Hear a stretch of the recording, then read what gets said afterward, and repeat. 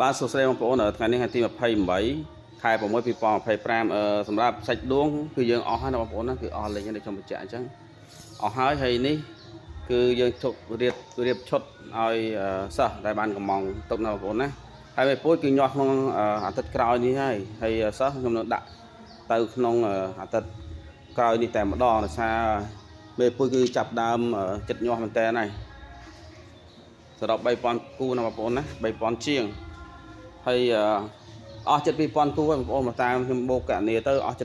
72000គូហើយអញ្ចឹងមេពុយសល់1000គូជាងទេហើយនេះយើងឈុតនេះគឺយើងប្រេតុកដាក់ឲ្យសិស្សដែលគាត់ទិញឈុតយកទៅចិញ្ចឹមណាបងប្អូនណាអូខេឥឡូវសាច់ដួងយើងអស់ហើយសាច់ដួងមហាជាអាចនឹងកន្លះខែទេមានក៏អត់ច្រើនដែរអូខេ